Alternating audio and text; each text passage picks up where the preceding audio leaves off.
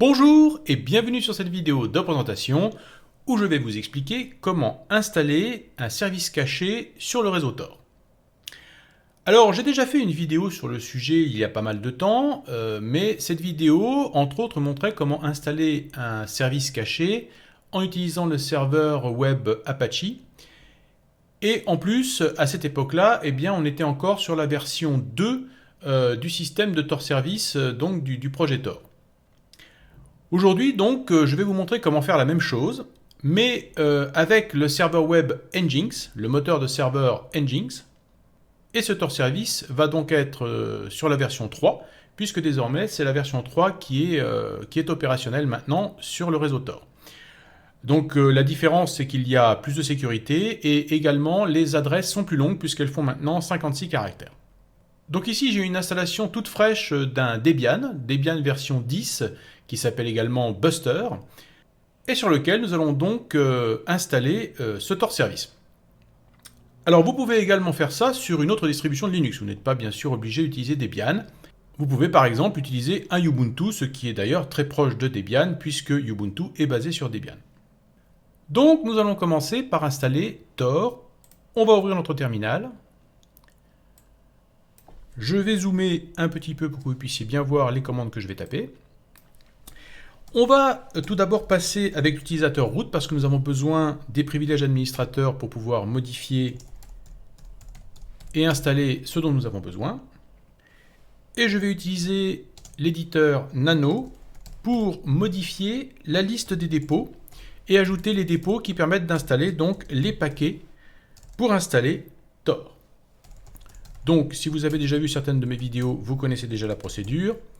Il s'agit donc du fichier source list qu'il nous faut modifier et ce fichier qui contient donc tous les dépôts qu'utilise Debian. Je vais rajouter ici une petite dièse pour indiquer que c'est la partie concernant Tor. Et je vais faire un simple copier-coller pour rajouter ces dépôts. Je mettrai bien sûr dans la description de la vidéo les différentes commandes et les différents liens dont vous aurez besoin pour aller chercher ces informations. Donc ne vous inquiétez pas, vous aussi, vous pourrez faire des copier-coller. Voilà pour cette partie, j'ai juste à faire CTRL-X et à valider en disant oui. Et voilà, j'ai rajouté les dépôts concernant Tor. Maintenant, je vais devoir importer les clés qui permettent en fait de signer les paquets qui permettent d'installer Tor. Ces clés qui donc vérifient la signature de ces paquets de façon à être sûr que ces paquets n'ont pas été modifiés avant d'arriver jusqu'à votre machine. Mais pour cela, je vais avoir besoin d'un utilitaire qui s'appelle curl. Et donc, je vais installer cet utilitaire. Je vais faire donc simplement un apt install curl.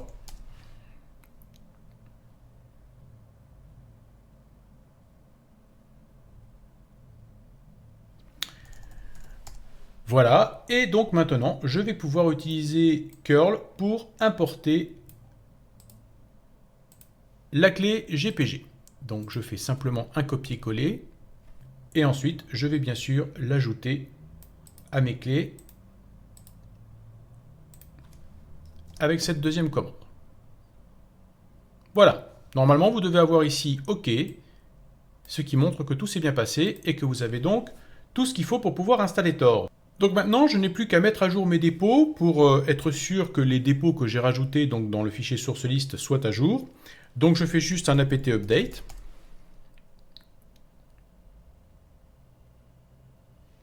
Et ensuite, eh bien, je vais installer Tor. Donc je vais faire apt install Tor.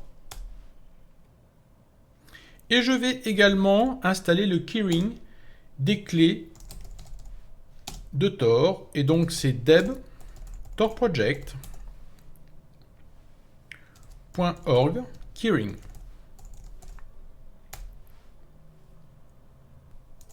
OK. Maintenant, je dois m'assurer que le service Tor qui va tourner en arrière-plan, eh bien, redémarre automatiquement lorsque je vais redémarrer ma machine. Donc, je vais faire systemctl enable Tor. Ah, j'ai fait une petite faute de frappe. Enable Tor. C'est beaucoup mieux comme ça. Donc ça, c'est bon. Et nous allons également faire systemctl start Tor pour s'assurer que tout de suite, eh bien, il est démarré. Voilà. D'ailleurs, on peut vérifier en faisant systemctl statut Tor. Et vous voyez qu'il est bien actif, c'est marqué en vert ici, et que donc tout est opérationnel au niveau de Tor. OK. Et bien maintenant que nous avons installé Tor, nous allons installer Nginx pour pouvoir héberger notre site internet. Donc je vais faire tout simplement apt install Nginx. Vraiment très simple. Je confirme.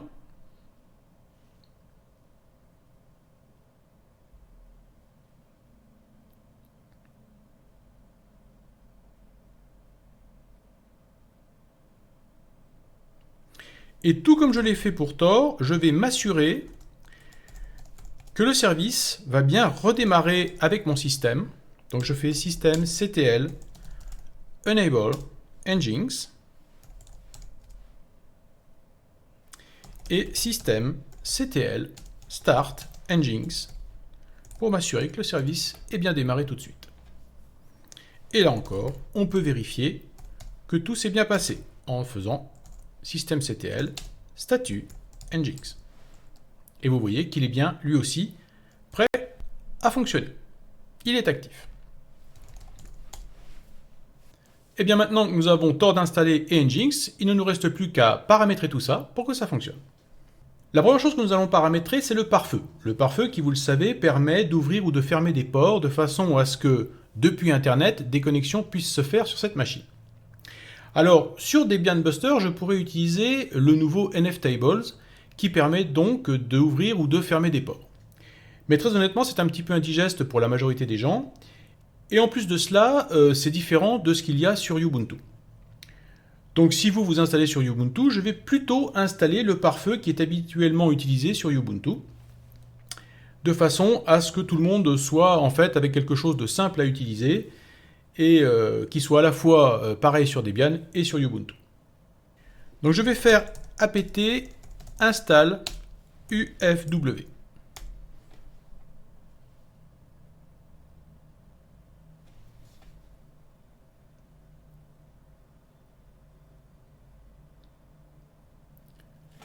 Et donc ceci nous a installé un pare-feu.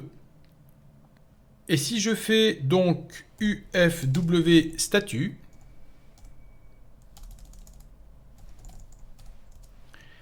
ben vous voyez qu'il est inactif.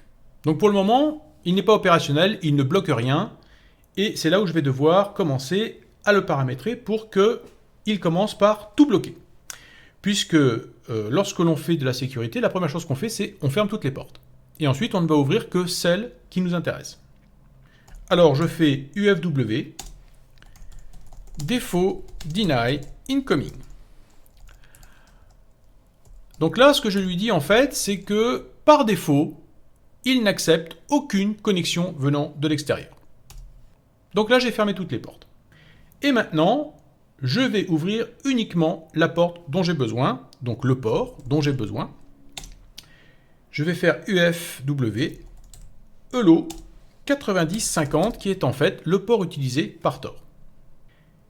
Et puis maintenant, je vais activer le pare-feu. Je vais faire ufw enable. Et j'ai encore fait une faute de frappe. Voilà qui est fait. On va vérifier nos règles simplement en faisant ufw statut à nouveau. Je vois que maintenant mon pare-feu est actif et qu'il laisse entrer uniquement le port 9050. Donc voilà pour notre protection au niveau du pare-feu. Maintenant, nous allons changer les paramètres de Tor pour créer notre service Tor caché. Donc je vais encore utiliser mon éditeur Nano. Je vais faire etc Tor et nous allons modifier le fameux fichier tor.rc qui contient tous les paramètres permettant de faire fonctionner Tor. Je vais descendre un petit peu ici dans la partie qui nous intéresse, qui est cette partie ici, hidden service dir et hidden service port. Alors, moi je vais mettre quelque chose d'un petit peu différent. Là encore, je vais faire un copier-coller. Et je vais vous expliquer exactement de quoi il s'agit. Donc ici, nous avons Hidden Service Dir. Alors, ce répertoire ici, que j'ai baptisé HSV3, donc Hidden Service version 3, ne représente pas l'endroit où vous allez mettre les fichiers de votre site internet.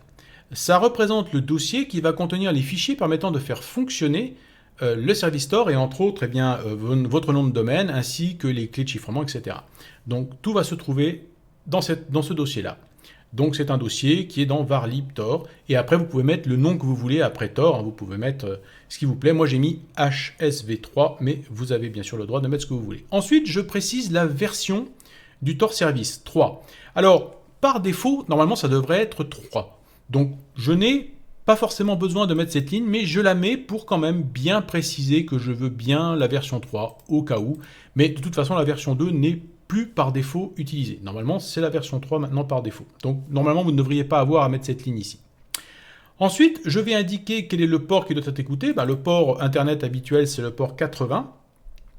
Et vers quel port doit être redirigé cet appel sur le port 80.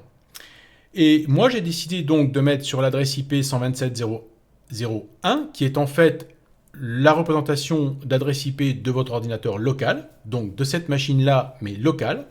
Donc c'est son adresse localhost qu'on appelle.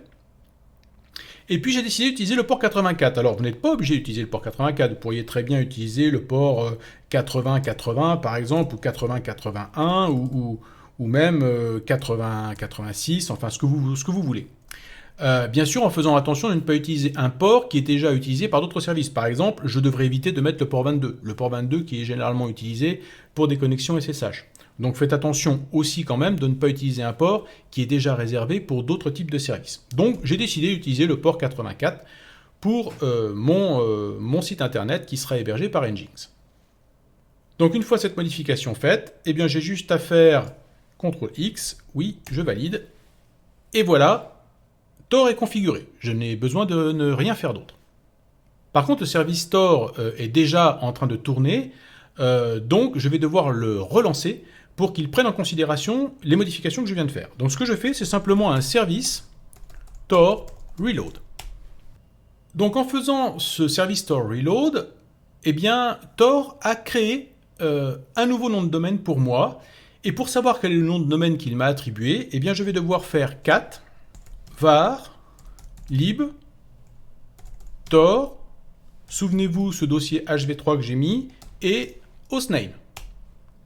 Et voilà mon nom de domaine qui m'a été attribué par le réseau Tor. Donc ce que je vais faire, c'est simplement le copier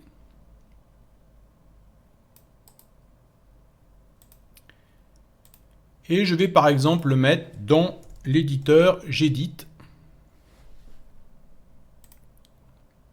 pour le garder de côté, parce que je vais avoir besoin de l'utiliser tout à l'heure. Voilà, donc je garde ici précieusement ce nom de domaine.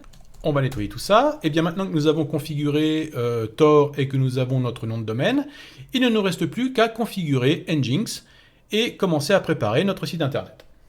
Donc là encore, je vais utiliser mon éditeur Nano.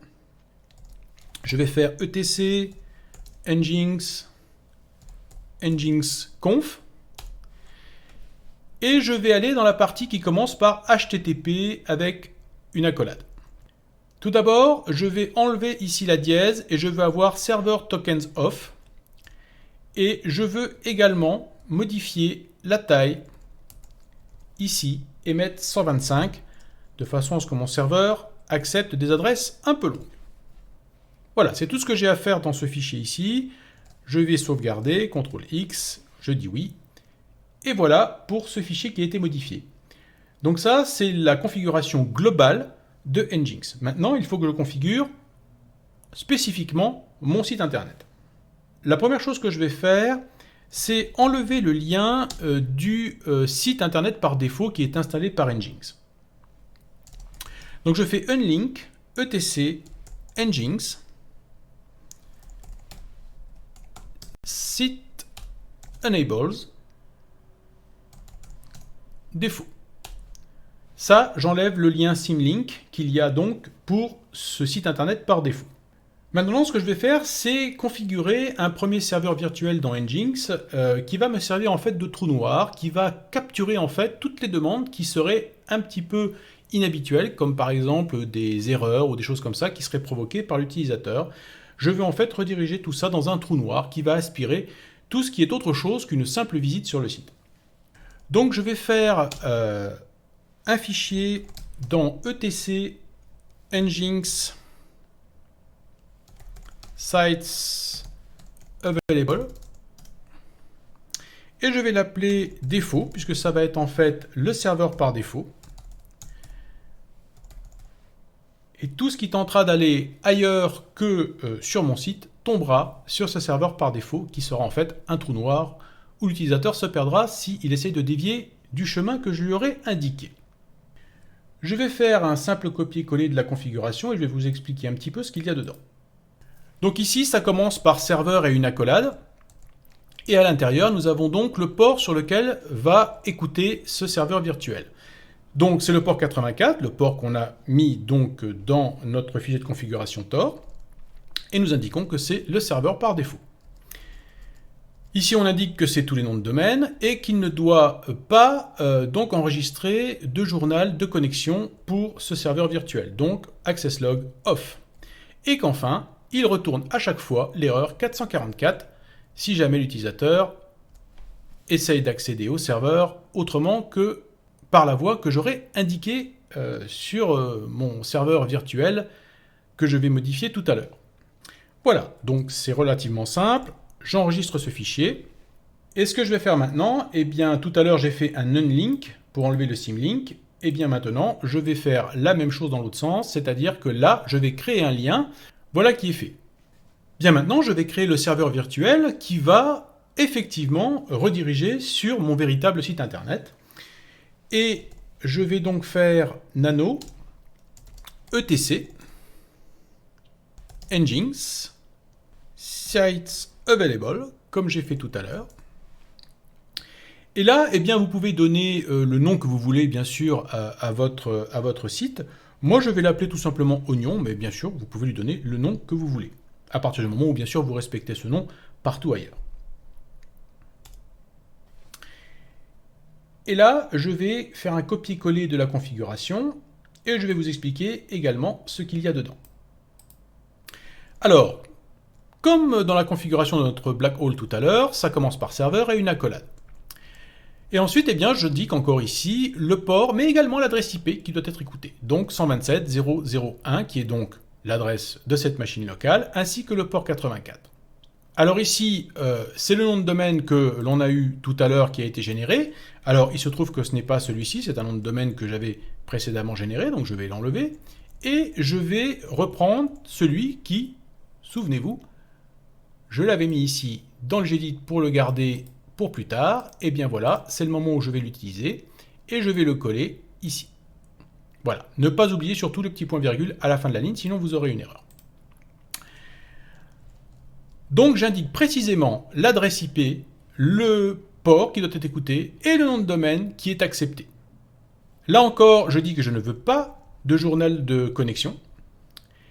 Et ici, j'ajoute une location particulière que j'appelle donc black hole et qui retourne systématiquement 444. Souvenez-vous le black hole que j'ai créé tout à l'heure.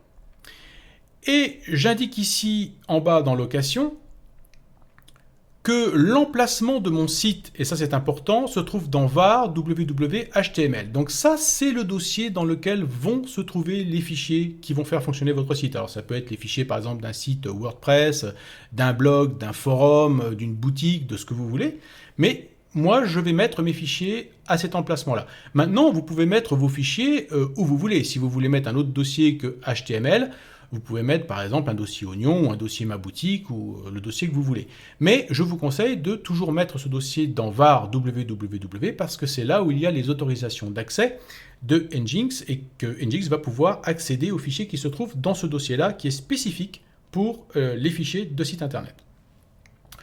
Ensuite, j'indique ici le fichier qui va être lancé par défaut. Alors ici, j'ai mis index.html, mais vous pouvez par exemple mettre, si c'était par exemple une boutique, ça pourrait être défaut.php également, hein, défaut.php.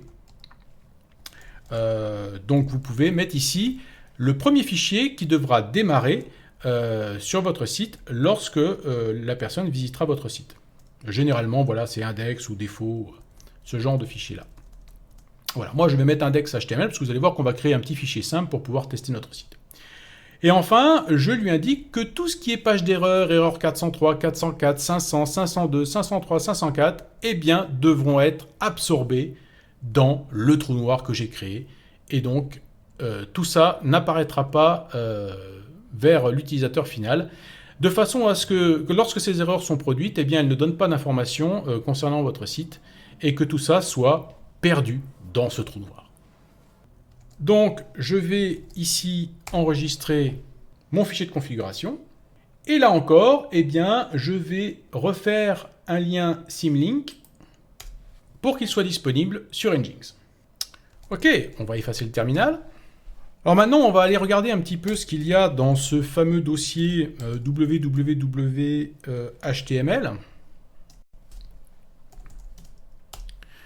Et ici, nous avons donc un index.nginx-debian. C'est la page en fait par défaut que Nginx met en place. Et moi, j'ai envie de modifier ça. Donc, ce que je vais faire, c'est que je vais enlever ce fichier. Donc, je vais faire rm var www.html index. Voilà. Et je vais en créer un autre. Je vais d'ailleurs déjà me mettre dans ce dossier. Ce sera plus simple pour faire. Voilà, je me mets à l'intérieur de ce dossier et je vais créer dans ce dossier un simple fichier index.html. Et vous allez voir, je vais faire vraiment du HTML de base. Alors si vous n'aviez jamais vu quelqu'un faire une page internet en utilisant Nano, eh bien voilà, vous ne pourrez plus le dire. Donc je vais faire un tag HTML, je vais faire un tag de fermeture HTML. À l'intérieur, je vais faire un body et alors bien sûr, je vous déconseille de développer tout un site internet en utilisant Nano, ça risque d'être un petit peu fastidieux. Et je vais mettre, voici mon premier service oignon. Voilà. Et donc, j'ai fait cette page index.html. Donc, on va imaginer qu'ici, j'ai donc mis mon site intégral, mon blog WordPress ou tout autre site à l'intérieur de ce dossier. Donc, avant de tester donc, notre site internet, nous allons devoir tester déjà si nos fichiers de configuration sont corrects. Et pour ça, il y a une commande dans Nginx qui est donc le paramètre T qui va nous permettre de vérifier si nos fichiers de configuration sont corrects. Et vous voyez que justement, apparemment, il se plaint que dans mon fichier oignon ici, eh bien, j'ai fait une erreur et qu'il manque quelque chose. Donc, je vais éditer ce fichier. Donc, etc nginx sites enables onion. Et effectivement, il me manque ici la toute dernière accolade qui permet de fermer tout le serveur, parce que vous avez une accolade ici qui commence après serveur, et vous devez avoir l'accolade de fermeture ici, à la fin du fichier. Apparemment, je l'ai effacé. Et donc, on va recommencer la commande nginx-t, et vous voyez qu'il me dit que tout est OK et successful. Donc cette fois-ci, mes fichiers de configuration sont bons. Donc maintenant, ce que je fais, c'est que je vais redémarrer Nginx. Je vais faire Nginx paramètre S pour envoyer un signal à tous les services de mon redémarrage et je vais faire un reload. Voilà, normalement tout est opérationnel. Je vais pouvoir tester à l'aide du Tor Browser mon nouveau site dans le Darknet. Voilà, donc je me suis mis sur une autre machine, ce qui n'est pas une obligation. Vous pouvez très bien utiliser la même machine en installant Tor Browser sur Debian, mais ici je suis sur une autre machine sous Fedora. J'ai ouvert donc le Tor Browser, j'ai tapé mon adresse qui a été générée donc par Tor, et vous voyez que j'arrive sur cette fameuse page toute simple que j'ai créée. Voici mon premier service oignon. Donc si vous voyez votre page apparaître, eh bien bravo, c'est que vous avez réussi à mettre en place votre premier service Tor caché sur le réseau Darknet Tor. Et donc eh bien maintenant, vous pouvez installer absolument tout ce que vous voulez comme type de service. Vous pouvez même installer plusieurs services si vous voulez. Par exemple, là j'ai utilisé le port 84, mais vous pouvez aussi utiliser le port 85 pour ajouter un autre service virtuel avec un autre site internet, avec un autre nom de domaine. Vous pouvez mettre autant de domaines que vous le voulez sur votre machine Debian. Alors, souvenez-vous cependant que même si vous avez bien configuré votre pare-feu, bien paramétré tout pour bien protéger votre site, eh bien vous n'êtes pas à l'abri d'une faille dans les sites internet que vous allez installer. Hein, par exemple, on trouve des failles dans WordPress, on trouve des failles dans les systèmes de boutiques en ligne. Voilà, il y a des failles qui sont trouvées régulièrement et qui sont bien sûr patchées rapidement. Donc si vous décidez par exemple de faire un blog avec WordPress et de le mettre sur le Darknet, eh bien, faites attention de toujours faire une veille de sécurité pour vous assurer que lorsqu'une faille est trouvée, par exemple, sur WordPress, eh bien, vous puissiez la corriger immédiatement. Sinon, cette faille sera utilisée, bien sûr, pour pouvoir identifier la provenance de votre blog et pouvoir savoir votre identité, pouvoir connaître votre identité en utilisant les failles des sites que vous allez installer. Donc, il est important de toujours bien mettre à jour les services que vous mettrez en place, hein, que ce soit des forums, des boutiques, des blogs ou n'importe quoi d'autre. Et si vous voulez éviter d'avoir ce type de problème, le mieux c'est encore de faire ce qu'on appelle des sites statiques, c'est-à-dire des sites qui sont exempts de JavaScript et de plein de choses de ce genre, et de faire quelque chose de beaucoup plus simple à base d'HTML. Car plus votre site sera élaboré et compliqué, plus il aura une surface d'attaque importante. Donc plus le site sera simple, plus vous serez protégé contre des attaques extérieures. Donc restez le plus simple possible lorsque vous faites des sites sur le Darknet, que ce soit sur Tor ou ailleurs d'ailleurs, et conservez le plus possible de l'HTML simple, tout ce qu'il y a de plus basique. Comme ça, votre site sera beaucoup plus protégé, beaucoup plus difficile à attaquer parce qu'il n'y aura pas de JavaScript ou d'autres mécanismes complexes qui seront intégrés à votre site. Alors, il y a beaucoup de gens qui se plaignent qu'il y a beaucoup de choses illégales sur le Darknet et beaucoup de personnes nauséabondes. Eh bien, c'est l'occasion pour vous de mettre sur le Darknet ce que vous voulez y voir et ainsi d'embellir le Darknet à votre façon. Voilà, j'espère que vous avez aimé cette vidéo et je vous dis à très bientôt pour d'autres vidéos.